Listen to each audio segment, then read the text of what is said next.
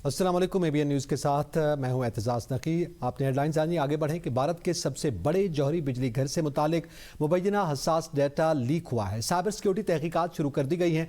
Writers के मुताबिक ransomware group world leaks ने दावा किया है कि उसने प्लांट से मुतालिक तकरीबन 19,000 हसास फाइलें लीक की हैं, जिनमें मुबैना तौर पर प्लांट के बाज़ हिस्सों के नक्शे, सप्लायर्स की तफसीलात, मुआयने की रिपोर्ट्स, इजलासों का रिकॉर्ड, आलात का जायजा और इंश्योरेंस दस्तावेजात शामिल हैं। भारतीय सनतकार अनिल अंबानी के रिलायंस ग्रुप ने तस्दीक की है कि third party data centre service फराहम करने वाली कंपनी के सर्वर पर उसके डाटा में जुज़वी सिक्योरिटी खिलाफ वर्जी हुई है।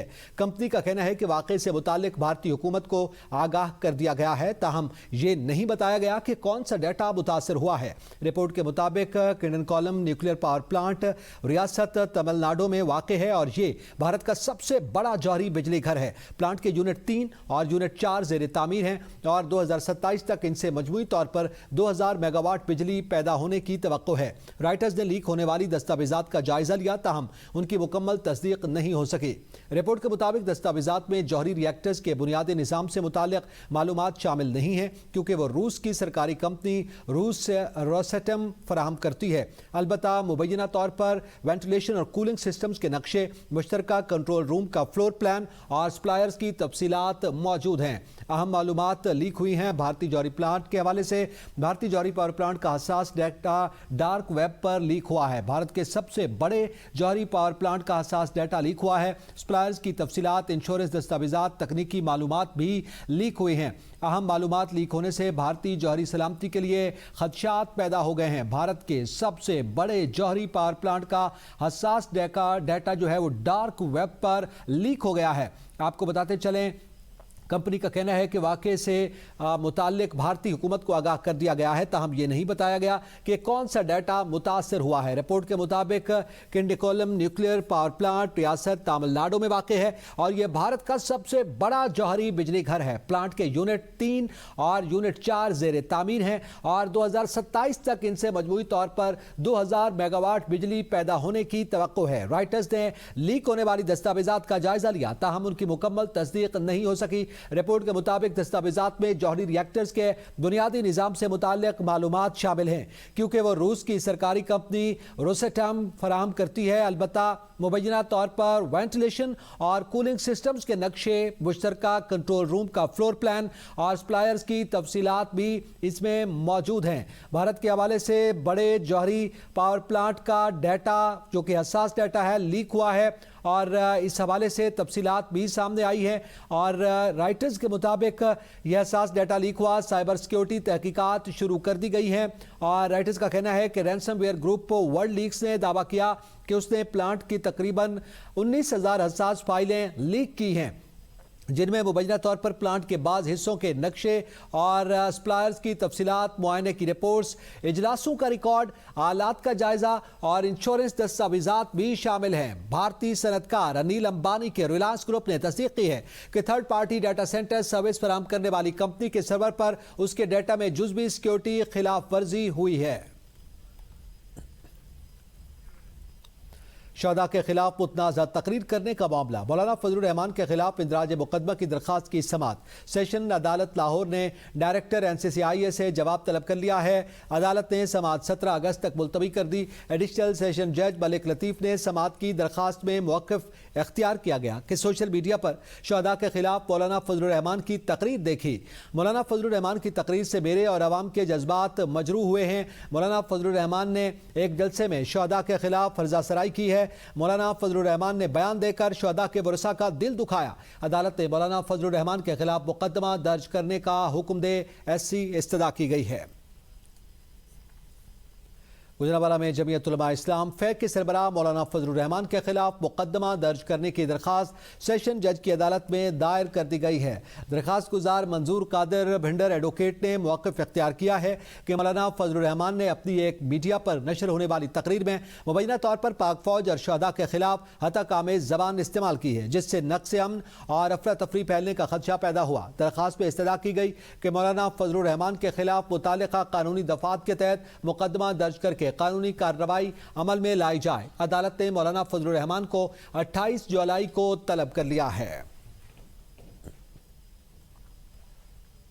مولانا فضل الرحمان کا شہداء سے متعلق بیان افسوسناک ہے۔ مولانا فضل الرحمان کے بیان سے پوری قوم کا دل افسردہ ہے۔ اسپیکر پنجاب اسمبلی ملک احمد خان کی پریس کانفرنس، کہا مولانا فضل الرحمان اپنے بیان پر پوری قوم سے معافی مانگے۔ سیاسی، آئینی اور اصولی طور پر دوہرے معیار کو قبول نہیں کیا جا سکتا۔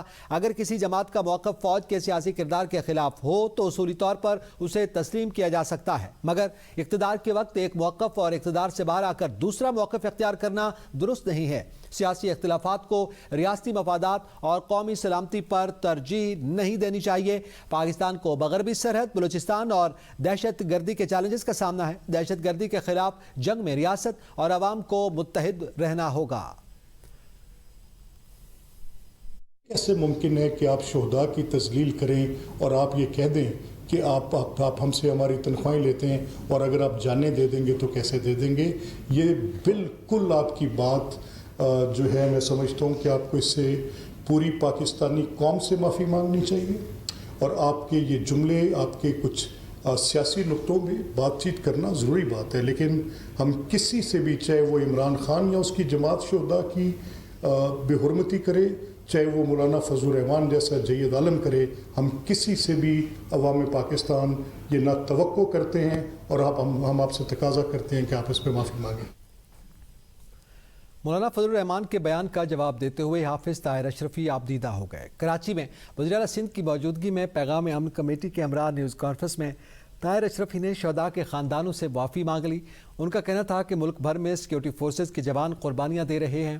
سیکیورٹی فورسز کے جوان تنخواہ کے لیے سرحدوں کی حفاظت نہیں کر رہے، پیسوں سے بیٹے نہیں تولے جاتے۔ حافظ طاہر اشرفی نے کہا کہ پاک فوج کے ساتھ کھڑے ہیں، ہم کسی کو اپنے شہداء کی توہین کرنے کی اجازت نہیں دیں گے۔ JUI کے مرکزی رہنما سینیٹر کامران مرتضیٰ کا کہنا ہے کہ مولانا فضل الرحمان کا بیان میڈیا پر چلا دیجئے، پھر اس پر بحث کریں گے کہ اس میں کیا غلط ہے اور کیا درست نہیں۔ جو اس میں کہا گیا کہ کیا حکومت اس پر جوڈیشل کمیشن بنانا پسند کرے گی اور جوڈیشل کمیشن بنا کے اس کے بعد ایکشن لینا بھی پسند کرے گی۔ ABN نیوز سے خصوصی گفتگو کرتے ہوئے ان کا کہنا تھا کہ مولانا فضل الرحمان نے شہداء کو کچھ بھی نہیں کہا، کسی چیز کو بھی اس کے سیاق و سباق سے ہٹا کر نہیں سنا جا سکتا اور نہ ہی پڑھا جا سکتا ہے۔ کو کچھ بھی نہیں کہا، وہ معاملہ کسی اور کانٹیکس میں ہے، کسی چیز کو بھی اس کے سیاق و سباق سے ہٹا کے نہیں سنا جا سکتا، نہ پڑھا جا سکتا ہے۔ کیا اس پہ جوڈیشل کمیشن بنانا گورنمنٹ پسند کرے گی اور جوڈیشل کمیشن بنا کے اس کے بعد ایکشن لینا پسند کرے گی؟ ڈنکی لگانے کے لیے 12 نوجوانوں نے زندگی داؤ پر لگا دی۔ 12 نوجوانوں میں سے 7 کا تعلق لاہور سے ہے۔ 3 کزن دلشاد، اسامہ اور وقاص بھی لاپتہ ہونے والے جوانوں میں شامل ہیں۔ اہل خانہ کے مطابق ایجنٹ عامر لاکھوں روپے لے کر نوجوانوں کو ساتھ لے گیا۔ ایران پہنچ کر نوجوانوں نے رابطہ کیا۔ ایران پہنچنے کے بعد نوجوانوں سے خاندان کا رابطہ ختم ہو گیا ہے۔ ایک نوجوان وقاص کے نمبر سے رقم کا مطالبہ کیا جا رہا ہے۔ اس حوالے سے مزید جانیں گے قیصر افتخار سے۔ جی قیصر، مزید کیا تفصیلات سامنے آئی ہیں؟ ہاں جی بالکل، جو غیر قانونی طور پر پاکستان سے باہر جانے والے جو ڈنکی لگا کر 12 نوجوانوں کی زندگی داؤ پر لگی ہوئی ہے، جس پر 12 نوجوانوں میں سے 7 کا تعلق لاہور کے علاقہ پسین سے ہے، اور جن میں 3 کزن دلشاد، اسامہ اور وقاص بھی لاپتہ ہونے والے نوجوانوں میں شامل ہیں۔ اہل خانہ کے مطابق ایجنٹ عامر لاکھوں روپے لے کر نوجوانوں کو ساتھ لے گیا اور ایران پہنچ کر نوجوانوں نے رابطہ کیا، لیکن ایران پہنچنے کے بعد نوجوانوں سے خاندان کا رابطہ مکمل طور پر ختم ہو گیا، جس پر اہل خانہ نے بتایا کہ ایک نوجوان وقاص کے نمبر سے رقم کا مطالبہ کر رہا ہے۔ ایجنٹ نے 3 نوجوانوں کی دل دہلا دینے والی فوٹیج ان کے خاندان کو بھیجی، جس میں دیکھا جا سکتا ہے کہ ان کو کیسے زنجیروں میں باندھ کر ان پہ تشدد کیا گیا۔ فوٹیج میں نوجوان انتہائی بری حالت میں نظر آ رہے ہیں، جس میں زنجیریں ان کے گلے میں ڈالی گئیں اور نوجوان رو رو کر گھر والوں سے رقم بھیجنے کی صدا کر رہے ہیں۔ نوجوان جلو موڑ کے قریب پسین گاؤں کے رہنے والے ہیں، جبکہ اہل خانہ کے مطابق آمن نامی شخص اسی علاقے سے تعلق رکھتا ہے اور اس نے نوجوانوں کو بہلا پھسلا کر ڈنکی لگانے کے بہانے ساتھ لے گیا، جس پر پہلے 10-10 لاکھ کی ڈیمانڈ کی گئی جو بھیج دیے گئے ہیں، لیکن اہل خانہ بتا رہے ہیں کہ اب ہر بندے کے لیے مزید $6000 کی ڈیمانڈ کی جا رہی ہے اور دھمکیاں دی جا رہی ہیں کہ اگر رقم نہ بھیجی تو نتائج سنگین ہوں گی۔ مغوی نوجوانوں کے اہل خانہ نے FIA میں درخواست، جو AHTC ڈپارٹمنٹ ہوتا ہے، اس میں درخواست جمع کروا دی ہے اور مغوی نوجوانوں کے خاندان کا हुकूमत से मदद करने की अपील है। ये 12 नौजवान डंकी लगाकर जो है वो ईरान के रास्ते गए, जिसमें अभी तक इनकी जो रोने धोने की और जंजीरों में बंदी जो वीडियोस आई हैं, जिस पर अहले खाना काफी परेशान दिखाई दे रहे हैं। उनका काफी ये कहना परेशान है। कि बहुत शुक्रिया कैसर इफ्तिखार, हमें तफसीलात से आगाह कर रहे थे। कराची के इलाके शाह फैसल कॉलोनी अजीमपुरा कब्रिस्तान के करीब फायरिंग से रिक्शा ड्राइवर जाँ बहक हो गया। पुलिस के मुताबिक मकतूल की शनाख्त 55 साल अब्दुल मालिक वल्द मोहम्मद सफदर के नाम से हुई। मुसल्लह मुलजमान ने रिक्शा ड्राइवर से कोई लूटमार नहीं की। वारदात इब्तदाई तौर पर किसी जाती रंजिश का शाखसाना मालूम होती है। पुलिस जाए वक़ुआ से शवाहिद इकट्ठे कर रही है। इस्लामाबाद के थाना कोसार में चीनी खातून की वीडियो मामले में मजीद हकायक सामने आने लगे। खातून की थाने में मौजूदगी और कार्रवाई के लिए एसपी और एएसपीज के ऑपरेटर्स को भी पैगामात दिए गए। जराये के मुताबिक मैसेजेस पास हुए मगर रिस्पांस न दिया गया। किराएदारी थाने में जमा न करवाई गई मगर किराएदारी एक्ट के तहत कार्रवाई नहीं की गई। गैर मुल्की खातून के खिलाफ कार्य सरकार में मुदाखलत पर भी कार्रवाई नहीं की गई। ड्यूटी अफसर की जानिब से सेफ सिटी पर भी कॉल्स की गई। ASI आसिया को मैसेज पास हुआ कि आप जाकर कार्रवाई करें। इस हवाले से मजीद जानेंगे ब्यूरो चीफ इस्लामाबाद जमान मुगल से। जी जमान मुगल, मजीद क्या तफसीलात हैं?